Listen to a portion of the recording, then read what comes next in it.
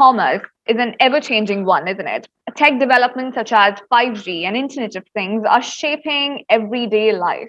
And that includes how we all shop. Customer support is evolving with social media, artificial intelligence, and unified communications. Some things, though, will never change. That includes the importance of robust inventory management to retail. Being able to get the correct products to your customers is fundamental to success today. Ensuring you don't fail at order fulfillment begins with understanding your inventory and supply chain. In fact, there is also a PwC report titled, "You Can't Be Omni Until Inventory is Solved." So let's try and discuss just that and more today on our virtual roundtable, Stocking the Store, a retailer's guide to omni-channel and inventory management, powered by Altavant and Analyticalways. And on the panel today, we have Heba Fazari, founder of Coveti, Neelam Keswani, founder of Glamanzel, Amit Yadav, omni-channel marketing lead of Kashka, Stéphane Pignard, GM of Altavant, and Amancio Jr., CEO and founder at Analyticalways. So before we start the panel, I'd just like to invite Stéphane here to kick off the session with a quick presentation on inventory management. Stéphane, over to you now. Good morning, everyone. I will try to be as brief as possible. In few words, Altavant is a local company specialized in retail. We provide, implement, and support retail solutions to render the life of our customer a lot easier. Our motto is very simple. Don't work for technology, make it work for you. We have a number of customers in the region, and we provide all kinds of services from consultancy, omnichannel roadmap, development, and outsourcing. As you can see, our customers are in all kinds of retail industry, from apparel and footwear, cosmetic, jewelry, and specialty store. But I would like to start with one of the sentence that Amancio Jr. mentioned about retail. COVID-19 has put retail on the ropes, but the battle isn't over yet. So before we start discussing, I would like to share some thoughts with you. I am sure that you have all seen that with COVID-19, retail has been suffering a great deal. It is difficult, and today the subject is all around. Stores have been closed, brick and mortar is on the brink of extension. So many companies are on the verge of bankruptcy in the industry because of the sub-effect of COVID. Now, we believe in retail and we believe in the stores. And retail is going through a difficult phase, yes, economic problems, cost of goods always increasing, logistic difficulties, and of course, the cost of stores. So all of that generates profit going down. And therefore, everyone needs to be extremely careful and need to make things better. And the one that will survive and the one that will continue and will surf on the verge today are the one where the operation goes well. So how do you ensure that your operation go better? Today, 80% of the time, the reason for the companies to have difficulty is because of bad operation management.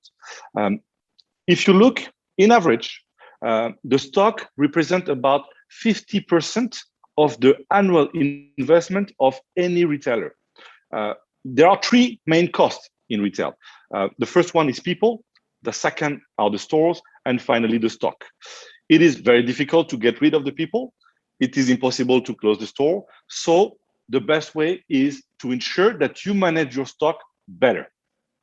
A funny thing is, when we ask our customer about their sales and their KPIs, all of them are capable of giving us very quickly some numbers, some KPIs by category, by store, etc.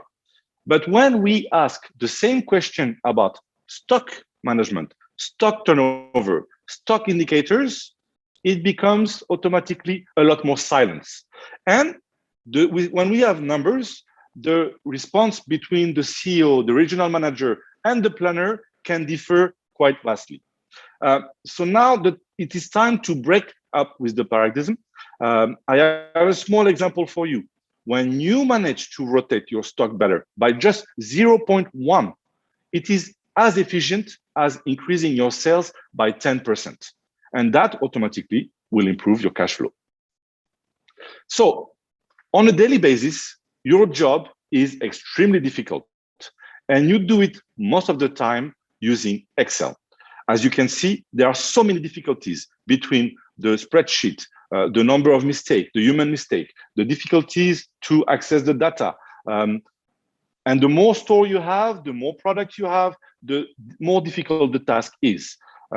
And then what happens is you need to do promotion to be able to get rid of the stock and liquidate all the stock. And of course, your forecast is very low in terms of accuracy. Great. Thanks so much, Stéphane, for that very condensed and very informative presentation. I think it's a great way to start off this entire session with some background, some statistics, and we have some reference point for what we are about to discuss. But before we get into the session full-fledged, this is something that I ask everybody, right? Most retailers that I meet, which is about their definition of omnichannel, what omnichannel means to them. And strangely and very interestingly, with every vertical, with every scale of business, and with every platform they operate in, the definitions are quite varied. I think we have a great mix here now. So let's just start off with that. So if under a minute, you can tell us about what your definition of omnichannel is and what it means to you, that would be great. So let's go around, starting with Heba. Hi, guys. So in our view, in terms of omnichannel, is we need a laser focused on the value creation for the customer. So the more value you create for them, it's more of a data driven. And we believe in, for example, at Coveti, our omnichannel strategy is evolve around harnessing insights and data to better serve our customers. So, for example, we take care of the real-time customer data. We noticed, for example, that there is a increasing high demand for a double monk sneakers in the men category, and we advised our designers to, for example, to produce and design more of the monk sneakers. We also help them with the shipping and through distributed different sales channel to deliver to the nearest, from the nearest retailer to our customer as well. So for us, it's more data driven and more customer centric and how we can provide value to our customer. So at Coveti, it's like a marketplace and we operate in a distributed different sales point, different channels with our boutique partners. We have around 300 boutique partners with us and 110 designers on board. With those, we are able to serve our customer better from different points in different regions.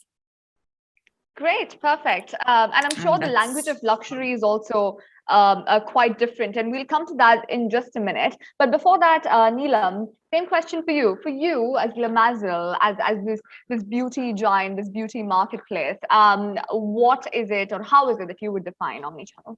So, it is a multi-channel, solution to a customer. Like Heba said, it is to make sure that you use all the data and everything and create a beautiful customer experience, especially for, categories like Coveti and ourselves. We have to make sure, whenever something comes, it's not crushed and everything. And, you give a beautiful experience. It's because it's a beauty product, so it has to look good, it has to feel good, it has to be coming in temperature control. So we've worked, so it also means no matter which platform you order from, it gives you a seamless experience. The customer should feel, okay, you know what, I can sit at home and just order and I don't need to go out, and it was beautiful experience. So I think that's where we play, or that's what we work towards. We keep enhancing our, our web portal, our shipping experience, our, everything according to giving out that great experience. Customer experience should be, I think today with so much of competition, the only way a lot of online retailers are able to, really stand out or highlight themselves is giving a great customer experience. Got it. Same question for you, Amit, but then one thing Neelam mentioned was omnichannel and multi-channel was very similar in her approach. Is that something that you look into as well? For you, can omnichannel and multi-channel be used interchangeably, or for you, is it a different definition altogether?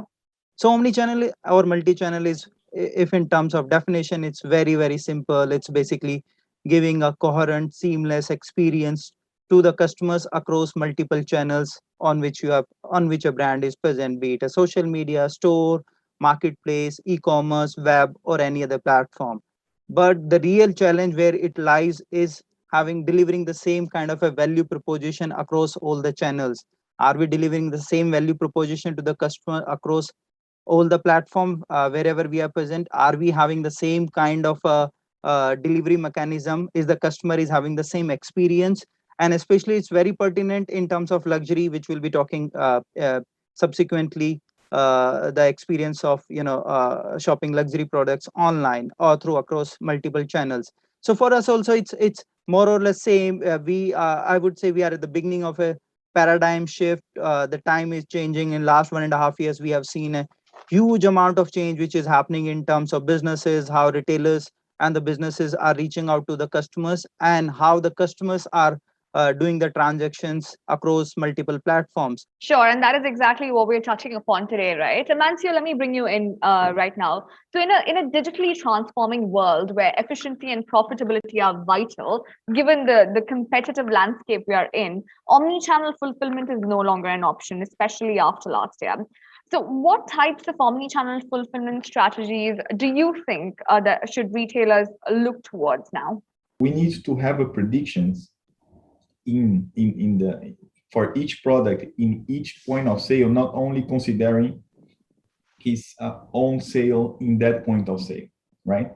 So I think the main strategy is in the moment that we are building our collections, in the structure of our assortment, to take into consideration really thinking about all your range of customers, how you can attend all of them with the minimum level of needed stock, take into consideration the benefits that you have with the omni-channel possibilities. Okay. Right. Amancio, I think you've covered so many points in just that one answer. We will be discussing a lot of them individually as well with everybody. But then let me come to you now, Stéphane. So in the last decade, we saw that RFID was deemed to be the solution of the decade to solve omni-channel inventory and all of that. Going forward, where do you see that real-time inventory management, like Heba mentioned, which is obviously going to become very, very important, especially in this omni-channel, digitally connected world? Where do you see the future of inventory management evolving towards after RFID? There are a lot of new technology that go along with RFID that help retailers have a better understanding of where their stock is at what time. It is very important also to have real-time information in the world of today, especially when we talk about omnichannel. You need to make sure that the stock you have available in the stores, the stock you have available at the warehouse, the stock that is currently in transit is real-time information. Because like all our panelists said, customer journey is key. Customer satisfaction is key. It is not possible anymore to receive orders from customers, whether it is in store, whether it is online, and not being able to fulfill them. So the key information is, how do I track my product real time? How do I make sure that whenever a sale, a transfer, a return is done, that information will be live? So real data, real live data is key for any multi-channel strategy. Perfect. So Heba, you mentioned that that is something that you are doing at Coveti as well, where you do crunch a lot of data in real time and then provide the optimum solutions for your customers. Can you just walk us through how exactly you do it, the real-time inventory management and data analysis? Yeah, so initially first, when we talk about Omni, the first step is actually having your supply connected. That's the major step for us. So some of our supplies in Russia and Ukraine, others in Europe, when things is nice, you know.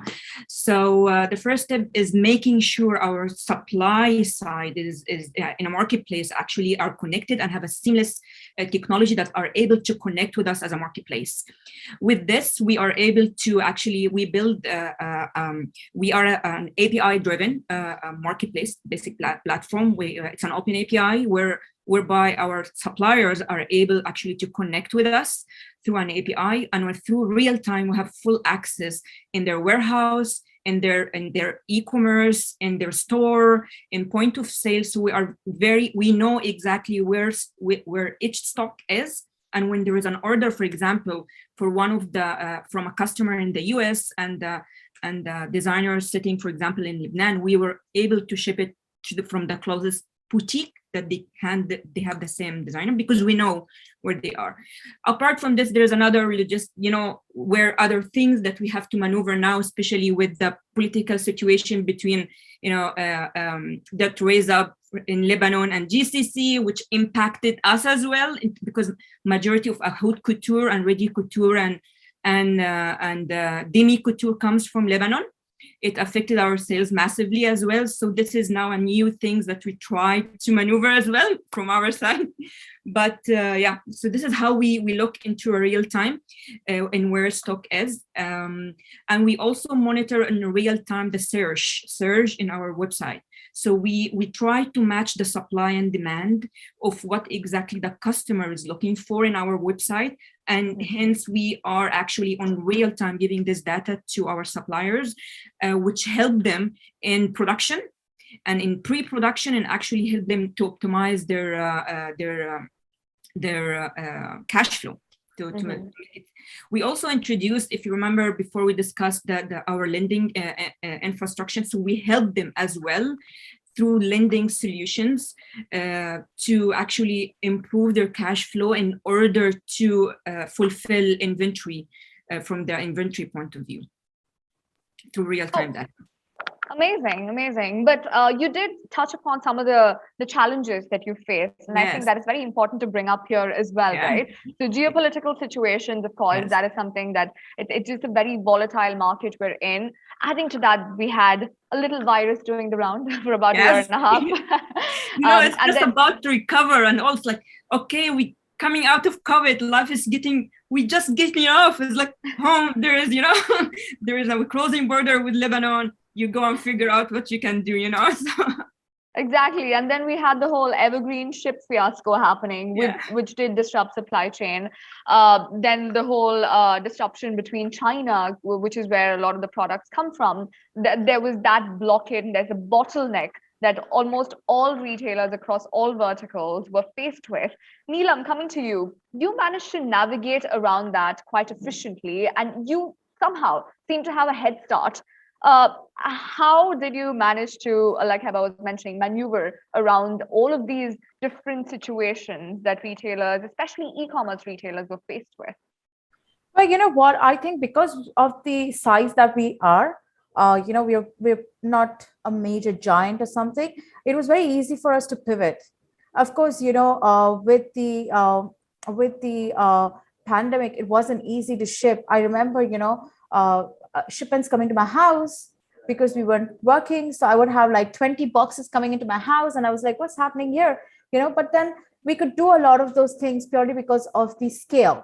So what would happen is some couriers would come to my house, some would go to one of my other staff's house. So we would actually then, the 2 days that we were coming into work, we would bring all this stock. But, like Heba mentioned, we actually monitored the search so well. We were actually monitoring what's getting searched. We were actually working very closely on our Google Analytics as well. And overall, there was a lot of, data getting collected by us, and we were able to pivot. So, I remember mentioning this to you last year as well, that when we started 2020, we were a 80% makeup business. But when we ended 2020, we were like a 60% skincare, health, nutrition, supplements business. And the shift was very quick for us because of the size that we are. We were able to implement a lot of new things. We are very proactive. I always tell people that if you want to be an entrepreneur, you need to be very proactive. You can't be reactive. I think because the market was so reactive, everyone took us, it was slow recovery for them. But however, we recovered very quick, and we were able to change things very quickly. Of course, I saw an immense, crazy shift in pricing with shipping items. Prices went up. even today, shipments that used to take 3-4 days take close to 10 days because of the delay in the ports and everything. Now that all the borders have opened, the delay in movements and everything, there is a lot of things, but then you just need to know how to make sure you have a great and a beautiful cycle in place. Right. So clearly you've been responding to your customer demands, with the Yes. whole shift from 80% beauty to 60%, skincare and all of that. That is an example of how you were listening to your customers, which is again very important. But you could do it because of the scale in which you operate. But Amancio, let me bring you in here. For the bigger retailers, for the bigger conglomerates, which are not just e-commerce operations, which operate at much larger scales with stores, with their e-commerce channels, with multiple warehouses, etc., it must be that much more challenging. In an ideal world, a one warehouse, one till, one store approach would be great for inventory management. So how is it that retailers, which are bigger conglomerates, can manage this situation better? I mean, it's great that they're operating at great scales, but with greater scales come greater problems. So if you can just quickly take us through that and the solutions that you would like to propose here. Sure, thank you, Shruti. Well, first of all, very important to talk about digitalization, all right? So we are in a moment where before we worked a lot with traditional methods, which is, Excel file, maybe the owner see product by product and store by store and sales channel by sales channel. And now we are in a moment that the customer reacts so quick for the demand, for the collections. Imagine that we put an Instagrammer with some specific product. So today's industry is another complete distinct era. So what it means? That the first point, Shruti, the boards of all retailers that we know must to know that we need to digitalize the operations, okay? We need to trust in AI, in predictive analytics to help us to manage all of this situation. It's not easy. I'm not telling that it's easy, but it's true that the retail today cannot manage those distinct complexities the same way that they managed 20 years ago. So 20 years ago, it was like that, Excel files and some specific formulas which don't react properly for the customer needs. So the first point is mindset, okay? The retail need to understand it's another era. Now the consumer is another one. The customer expectations is the highest of ever. The competition in the retail industry is the highest of ever. So it means that they need technology to help them. This is the first point, okay? Digitalization. And second point, it's one term of concept, okay? We cannot generate overstock as we generate before because there is no margin for mistakes. So our cash flows in the retail industry, it's suffering. No, I saw Heba telling us it's a terms of that cash flow. So the cash flow and the profits in the retail industry, it's every single day more difficult to be profitable, right?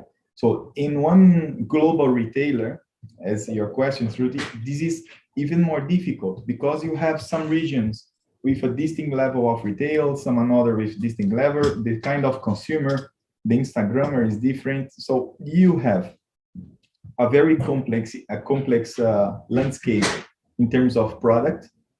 In terms of stock management, you can imagine to react for distinct kind of consumers in distinct kind of sales channels, because also you have franchisees, you have wholesale, you have online, you have marketplace. So you have a very difficult landscape to try to handle it as we made 20 years ago. That's the first point. to But understand. just on that point, right? Do you think, Amancio, right now the ones who have all of these different operations going on, are they still working as siloed supply chains? With just one example would be with different SKU codes across the different platforms that they manage. I think Stéphane has something to say here as well. I see you laughing. Well, actually, you're perfectly right. It is today still one of the biggest issues that those big corporate and big retailers are facing. Their systems are still working in silo, where the omnichannel team, and I mean the e-commerce team is working on their side. You have the stores, and then you have the partners, and sometimes you have the team that is in charge of the marketplace. And all of that is managed separately. The stock is separate, the referencing might be separate, the pricing might be different. All of that creates a confusion for the customer and also impair the company capability to improve the margin and reduce the cost. Because today, like you said, one of the key elements is how can I reduce my cost, but keep a customer journey as good, if not better, than what I was providing before. Yeah. Absolutely. So, so let's talk about reducing costs, right? Like Amit, bringing you into the conversation now. So, during a cash crunch, what technologies and resources would you prioritize? Because Amancio mentioned that digitization is the name of the game. Technologies need to be used. Stéphane mentioned it's about also being cost efficient around your operations. I'm interested to know how Kashka went about that. Great question, Shruti, and it's very, very pertinent in today's time when the business is actually becoming challenging every day. Competitors are coming, and the business is not like 20 years back where the brands were king, but actually the complete shift has happened now. The customers are the one, or the consumers are the one who dictates everything, and the brand has to deliver it. So the whole game plan has changed, especially with the pandemic. The rate of digitization and everything has become manifold, and everyone is talking about it. So how we have done it, like almost more than a year back, we have completely embarked on a digital transformation journey, not only among the tools, software, data analytics, predictive analytics, and that kind of thing, but in other logistic approaches also. So one of the things which we have started as RAS, robots as a service. Everyone is not Amazon, which can have hundreds and thousands of robots working in their warehouse. So we have started on this particular thing. We have started hiring robots in our warehouse. So the fulfillment can happen faster across different. Then we started using some of the leading softwares for predictive analytics, for basically understanding the customer demand, from which part of the country where we are getting the more traffic, or from which country region we are getting the more traffic, so we can plan our future stores over there. We can work on the supply chain, and I'll give you a few examples here.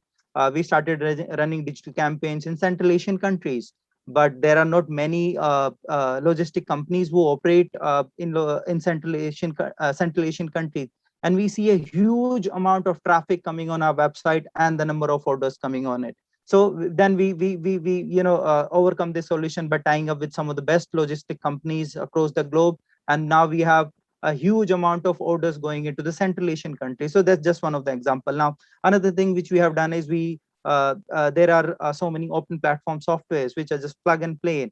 We started working with Tweak. We currently on Shopify, so it's on the Shopify app. So this particular Tweak, how it happened is work on the hyper personalization technology, which earlier the Amazon and the other the big players were working. Now the technology has become much more economical for the medium brands to use it. So with the help of the Tweak, what we have find it out is that we have increased our per customer transaction value by 252%. So that's a huge amount of revenue which we are talking about when it comes on the e-commerce platform. In terms of stores, how we have made use of the technology in last almost a year or so is lookalike, one of the very good example of artificial technology. So how lookalike technology basically work is you have your customer details, you have their email IDs, you have their mobile number, you have where they stay, what kind of product they have bought it, you have complete historical data of your customers. So you put into the lookalike engine, and then lookalike define, okay, these are the set of customers. Through traditional segmentation, we are reaching, let's say, X amount of customers. But through lookalike, you can find out that you can reach out to maybe into 50X of customers. And in last 1 year, with the help of the lookalike technology, we have actually, during the pandemic, we have grown by around 23% like-for-like store sale I'm talking about. That too, like we have some of the stores which are in Dubai Mall, Yas Mall, Mall of Qatar, which are heavy tourist-driven businesses. But despite the fact that the tourists were not coming, there were complete lockdown, we have grown around 23% like-for-like, although the overall sale is much more higher. So with the help of the technology, we have grown very handsomely in last 1.5 years, despite the pandemic, despite the challenges, despite so many resource crunches, because almost 1 year or so the malls were closed down. So there was a huge loss of revenue which was happening to retail like us. And we as an organization have, although we have a very strong presence in GCC, but we have stores spread as far as, your Singapore, Malaysia, Indonesia, or Paris. So our operation was completely halted for 5-7 weeks. But with the help of the technology, the route which we have, adopted more than a year back, we completely overcome all those challenges, and we have on the basically road of growth as of now. So these are some of the things which any brand can do it, and these technology, artificial technology, and these kinds of things are not very expensive. It normally takes 1 to 2% of your top line to have these kinds of technology once you embrace it, and they can give you a return which is much more higher. So Right. this is. But we've also noticed that, right? In the recent past, I mean, there's so much buzz around all of these fancy technologies with AI, XR, VR, ML, all of that. And now we've seen a lot of retailers using technology for the sake of using technology, because everybody is doing it, we must do it, and not really understanding how it really caters to their audience, their customers, etc. And that's why it's probably worth discussing how refining all of this technology is also important, and figuring out and prioritizing what technology is useful for your kind of business and your kind of audience. But before we get into that, I think we should address the elephant in the room, which is soon coming, holiday seasons, right? With Singles Day, White Friday, Black Friday, Yellow Friday, we have Diwali, Christmas, New Year, all of those things happening just in the next 2 months, this month and next month, essentially. And I don't think it is possible for any retailer to never go out of stock in this situation. But it is also about managing and pre-planning for all of these holiday season surges that we're going to see, right? Heba, let me ask you first. How is it that you're preparing for this manic season, which is about to begin very soon? Well, so as Coveti is a marketplace, we operate in a global warehouse. So this is one of the unique items. So we are able to react to the demand much more quicker than other retailers or retailers in general. One way to stay even competitive during the holiday season, we are already launching a pre-order. So the customer are able to order the collection and the styles before it hit the shelves. So we give them access to unique selection before it goes. And in the long term, we're looking to help those suppliers for us to be in the production cycle, and also manage their cash flow much better. Yeah. Understood. So Heba, just back to you again. So do you operate and function from dark stores as well? We've seen a lot of brick and mortar retailers using their stores as fulfillment, and that's been going on for a few years. With e-commerce, obviously you operate from warehouses for fulfillment, but is dark stores another evolution you've been seeing from this region, which is perhaps useful for you or helpful at all? Yeah, it's very interesting. We start seeing the movement. Yes, we start seeing shipping from the stores as well, and the warehouses as well. Initially, when we started the marketplace, we were working directly only with the designers, but then we faced some of the challenges with the stocks and inventory, and we decided to start onboarding as well the e-tailers and the retailers as well, offline and online both, to be able to serve the customer much more quicker and access more distributed supply. So in a marketplace, which as I told you, like in a marketplace, we don't own a single inventory. So we work on a more global distributed supply, which make it much more easier to fulfill order from Dubai or Egypt, or where the customer is, if the order that with the price point, it's more convenient for them to ship, for example. Understood. Neelam, for you as an e-tailer then, first thing is, how exactly are you preparing for the holiday season? For you, it must be really crazy, considering you don't function really as a marketplace, do you? You have your own set of products on your website and all of that. Yeah, so we actually go into a lot of pre-booking, pre-orders. So we do a lot of private sale. So, customers can come in and do a pre-booking for some of the holiday collection, because this is a time when a lot of brands release their holiday collection and stuff. So we do pre-bookings and pre-orders, and then planner ordering. So at the start of 2021, we decided that we will not block a lot of cash into buying stocks. And what we're going to do is we start going into a concept where whenever there's anything arriving, we do pre-booking, and so it's sold even before it reaches here. Right. So that we've been doing a lot of that, and we've noticed that it works really well, especially because some of the brands that we carry are really high end, and it can go into quite a lot of big numbers, and just to block stock here doesn't make sense. So we do a lot of that. Pre-planning is very important. I always tell people that plan for at least for the next 3 to 4 months. I know a business like ours, trend is changing so quick. Like, by the time you have the brand arrive here, you come to know that it's almost about to fizzle out now. And you're like, what's happening here? We just got it. So, and that's the problem that someone like us faces compared to a gray market brand, is that we go the authorized e-tailer route, right? So by the time all the documents and everything is done and all the contracts are in place, it gets a little late. But having said that, this is the time when we do, we're going to go into, so we don't call it the White Friday or the Yellow Friday or anything. We call it the Glam Friday because we believe in glamming everyone. So what we've done is we've actually done a two-way this thing for Glam Friday. We actually make sure there's enough stock here, which we'll be able to liquidate. And then we also have the old stock, which needs to go. So they go into a massive sale. But we have another chain which is already ready for a restock in case we run out of something. So we I have a very good cycle put in place by the logistics team here. My buying team, I think they have come up with this really nice algorithm and a very nice way of doing it. So it's a very beautiful cycle that they follow, and everything gets done. So we usually never out of stock with an item for more than 2 days. Understood. Amancio, then I think this is your alley, right? So predicting patterns in order to supply stock is key right now for an omni-channel environment. So we're talking about data analysis softwares and tools, cloud computing and IoT for an omni-channel world.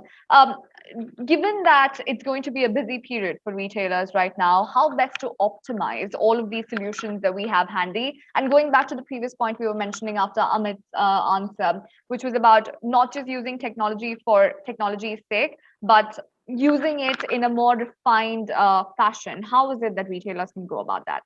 Yes, thank you, Suzy. Well, first point, very important to know KPIs. We need to know how much we need to improve. Okay, so for instance, this that Neelam just told us that we avoid to have more than 2 days in out of stock for the products. Okay? So this is one target. Okay, to have 1 day in out of stock, how much it really means, or 2 days, how much it really means in terms of sales, right? So the first point, with our technology, when we implement for our customers, by the way, it's 1 month, all right? So it's plug and play, as Amit said. We need very quick solutions to help us in this challenge. So the first point that we know is how much we are losing for out of stock reasons. okay? And the predictive analytics, what does exactly is it to retrieve all the data in your POS systems, in your stock levels, historical behaviors, and show you with predictive analytics what you need to have in each store to avoid to be out of stock even one day, right? So the idea is to predict, to avoid to becoming out of stock, and then to know how much we can earn using a predictive technology like ours. It's not only about Black Friday and overstocks and the consumer, okay? I just put here in the table one very important point. Look, today our technology make predictions for more than 1 billion euros stocks, okay? For almost 200 brands. 1 billion.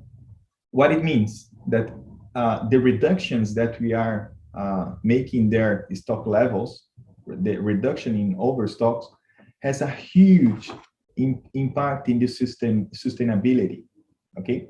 So the retail, we know that is trying right now to be more sustainable.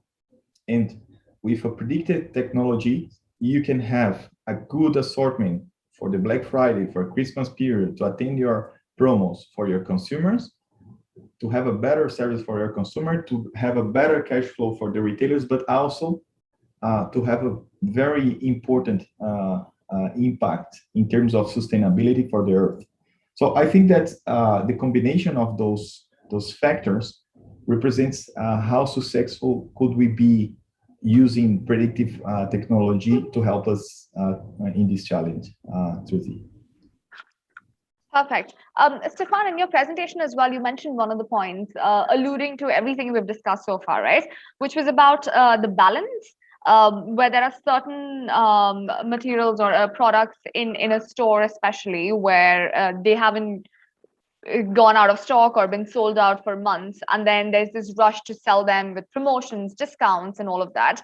And this is the sign of desperation, essentially, which we've seen. And this is something we've seen ahead of holiday seasons. We've seen after that, and then there are again certain products that go out of stock, and then you have to wait for the entire supply chain operations to just manifest itself so that it's all there. First is, why do you think it still happens when we have access to all of these tools and technologies, when we have access to data analysis, which tells us what the customer wants and needs? Heba mentioned that the core of everything she does is listening to the customers. There's that, and then we also have all of these technologies that helps you with inventory right now. Even in the region, we've seen recently, we've got the first scan and go supermarket launched over here, which is again another level of technology, right? Where you're using ML cameras, artificial intelligence cameras, to predict and to just make the entire process that much more seamless. So just to break it down again, two questions for you based on this is, first, why is it still happening? Second, how can this imbalance be corrected? So I think that what everybody said here is, it is clear that today, why is this imbalance still existing, is because most of the time we have the data, we have the tool, but we don't have the actions, or the tools don't tell us what action should be implemented. So a lot of people, they're going to have hundreds of reports. They're going to have all kind of information coming their ways, telling them, okay, last week we did better than the week before, and this month we did better than last month.